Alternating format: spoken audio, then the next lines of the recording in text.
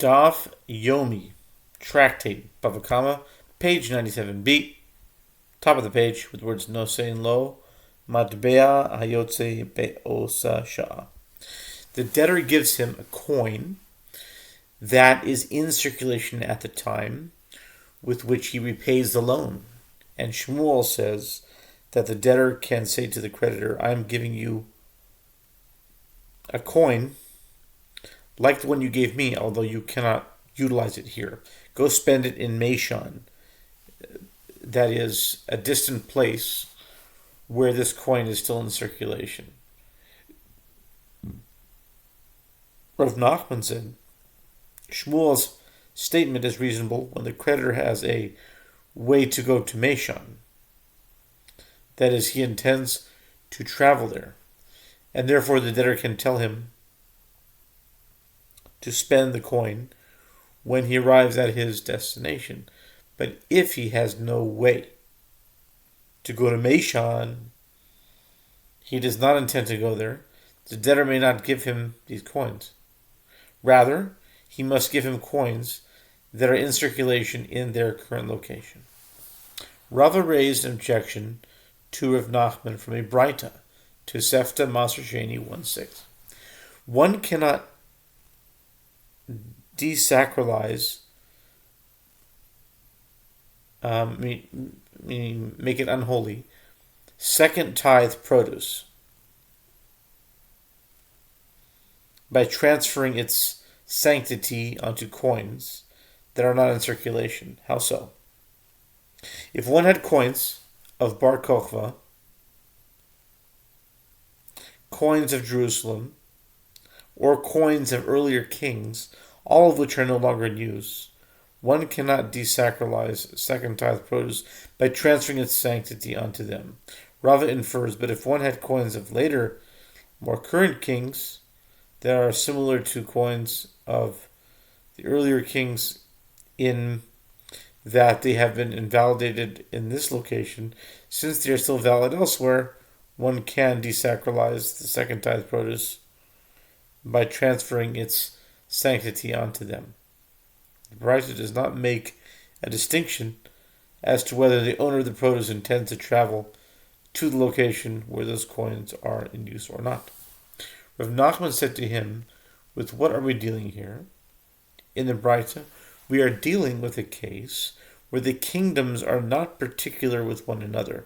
They allow a coin that has been invalidated in their province to be taken out of their borders and spent in a province where it is valid. Since these coins can be given to those planning to travel to the location where it is valid, it is considered to be a valid coin, even in the location of the one desacralizing the second tithe produce.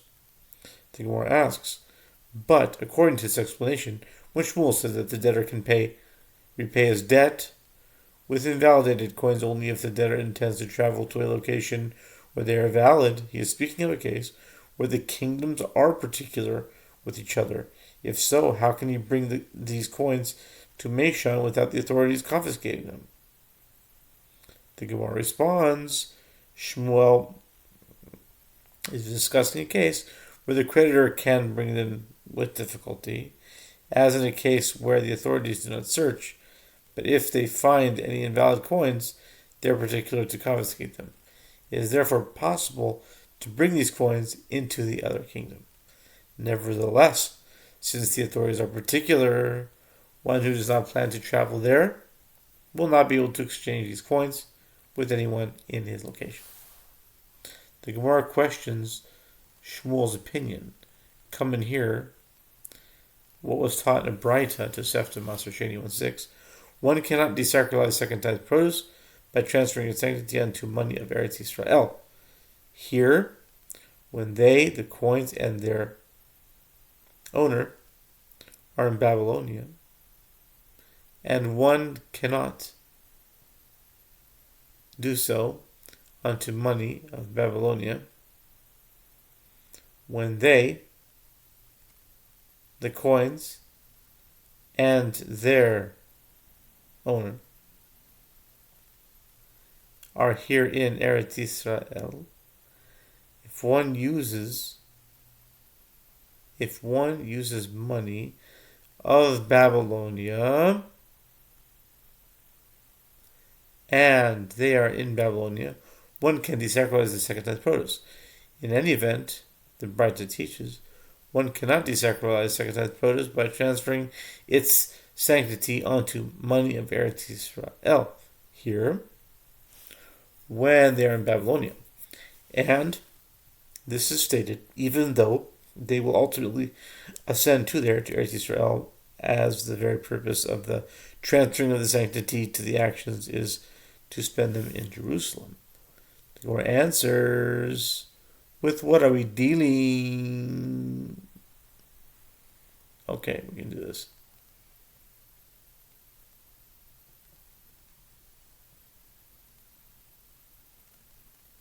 With what are we dealing here? We are dealing with a case where kingdoms are especially particular with one another, and it's impossible to transfer coins from one location to another. The Gemara asks, if the kingdoms are especially particular with one another, then with regard to the case in the Braita, in which sanctity is transferred onto money of Babylonia, and they are in Babylonia, for what are these coins fit? In any case, they cannot be brought to Jerusalem. The Gemara responds, they are fit for purchasing an animal with them in Babylonia that will be brought to Jerusalem. Okay. With regard to the statement of the Braita that one cannot jeopardize second-tenth produce, one cannot desacralize second-tenth produce by transferring its sanctity onto Babylonian money in Eretz Yisrael. The Gemara asks, but isn't it taught in the Braita? The sages instituted that all money shall circulate in Jerusalem because of this reason. That is, so that Jews from all locations will be able to use their local currencies. Rabbi Zera said this is not difficult. Here, the Braita that states that all money is valid in Jerusalem is referring to a time when the authority of the Jewish people is dominant over the nations of the world and could enforce the rabbinic enactments. There, the Braita that states that sanctity may not be transferred onto Babylonian money when in Eretz Yisrael is referring to a time when the authority of the nations of the world is dominant over them. In other words, the Jews, at which time, dominant over the Jews, at which time foreign currency was not usable in Jerusalem. Having mentioned the coins of Jerusalem, the Gemara notes, the sages taught, what is the coin of ancient Jerusalem? The names David and Solomon are inscribed on one side. The Jerusalem, the holy city, was on the other side. And what is the coin of Abraham, our forefather? An old man and an old woman, representing Abraham and Sarah, were inscribed on one side, and a young man and a young woman, representing Isaac and Rebekah, were on the other side. Rava inquired of Chizda, what is the halacha in the case of one who lends money to another on the condition that he repay the loan in coin? In other words, with a specific denomination of a currency, and the government added to the size of the coin so that a coin of the same denomination now is more. Is the debtor obligated to return the newly adjusted coin, or can he repay the debt according to the prior weight of the coin he borrowed? Rav Chisda said to him, he gives him the coin that is in circulation at the time of the payment. Rava said to him, and is this the halacha even if the new coin is as large as a sieve? Rav Chisda said to him, yes. Rava said to him, and this is the halacha even if it is as large as a quarter kav. Rav Chisda said to him, yes.